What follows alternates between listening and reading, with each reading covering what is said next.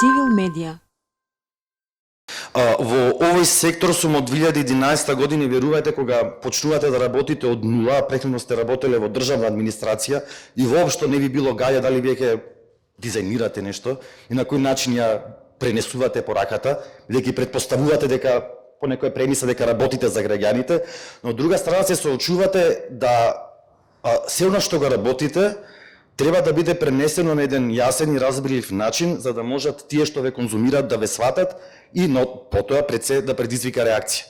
Бидејќи нема поента ни да се имплементира никаква активност во ниту еден проект за ниту било која причина, ако нема потоа резултат и не предизвика некоја акција. Цел живот свој се бавам со тие, би ги кажал, екзотични поими, демократија и владење на право, и особено верувајте, е многу тешко кога треба некоја идеја да ја пренесете и да ја раскажете, а особено на јазик кој е разбирлив, не на оне што вие комуницирате во својата затворена фела 24/7. Затоа кажав, бев многу изненаден кога ми се јави мене да дискутирам на настан кој има пред се уметничка позадина. Идејата малку да излезете од зоната на комфорт, малку зоната на комфорт, зоната на комфорт. И пораките. Зоната на комфорт се јавува прв пат кога гледате дека она што го пренесувате јавноста не ве разбира. Значи, еве типично, пример, ако дискутираме за говор на омраза. Значи, ние можеме тука 3 дена да дискутираме на говор на омраза, да презентираме, и знам дека и Џабир тука, затоа него го погледнав, работиме на слични теми, да дискутираме статистики буквално цел ден и на крај да немаме никаков фидбек.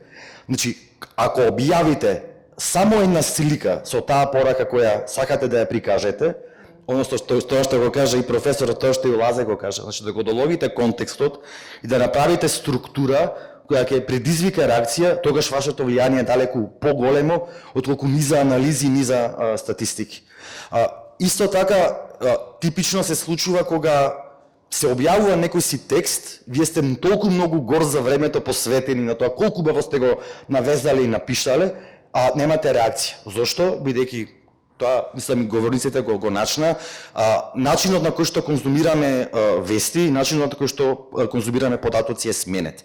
И тоа, нели, скорешни истражувања, особено големото истражување што Facebook го направи, мислам дека беше 2017 година, укажува тоа емпириски, докажува дека луѓето конзумираат слика. Значи, конзумираат, сакаат аудиовизуелна алатка која буди емоција. Тука би се наврзал на тезата што и професорот ја кажа, значи ние сакаме приказна. Додека не постои приказна, позади она што сакаме да го раскажеме, тогаш нема поента.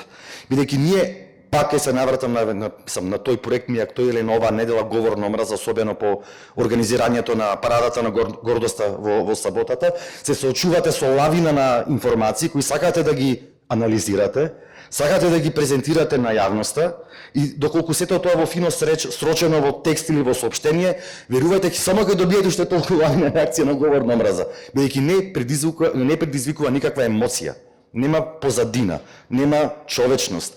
И тука пак би сакал да се вратам на твоето оригинално прашање. Како може тоа да се врзе со поимот демократија?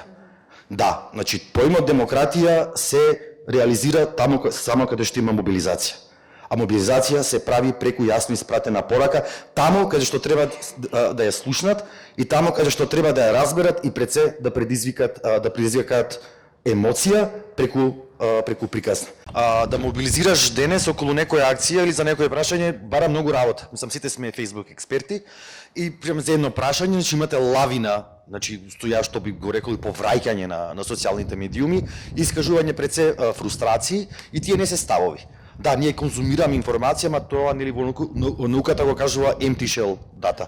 Значи се прима информацијата, во момент се процесира, инстантно се реагира и толку завршува, значи, партиципацијата. Комуниколозите го нарекуваат тоа зборови на празна ласица, како што ласицата го вшмукува, нели, јајцето и содржината. Значи, тука, од сите претходни 3 говорници сум поприлично инспириран, бидејќи ми е драго што прифатив да сум денес тука, бидејќи често пати дискутираме како можеме да направиме синергија меѓу различни професии и различни методи на мобилизација, сами директна демократија, ама за демократија треба мобилизација.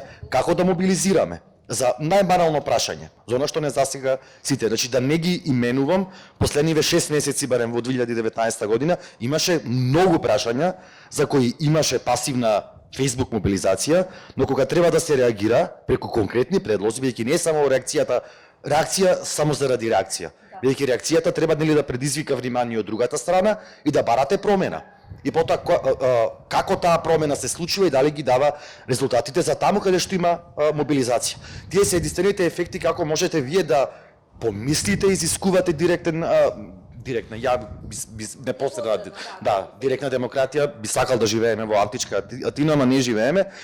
Не се, поентата ми беше тоа што граѓанските организации го имаат тој луксус да се малку помобилни, поагилни и во тој надпревар на идеи, да се малку покреативни и иновативни како можеме да мобилизираме и да градиме коалиции за одредено прашање. Пак ќе се навратам, че мојата професија почна во државна администрација, таму бев 5-6 години и искрено мислам во денената работа мене на граѓани не ми текнуваше. Значи бидејќи не ме засегаше. Зошто? Тоа особено Лазе ме инспирира, значи како може и дизајнот и уметноста да се вгради во тоа како и администрацијата, државата функционира и мобилизира граѓани, бидејќи само на тој начин можеме да ја препознаеме пораката. Бидејќи потоа пораката се губи меѓу каналите на функционирање на општеството. Мислам дека сме свесни, има одредена свест, дали е критична, не знам да одговорам на ова прашање, бидејќи не го истражувам и не се бавам стручно, но сепак можам да кажам дека постои таа свест да можеме да градиме директни канали, како пред се да мобилизираме, а потоа да воспоставиме подиректен канал за демократско вклучување на нашите и таргет групи, конституенти, тоа што го кажа и Џабир, и како можеме се тоа да го ставиме во палетата на демократијата.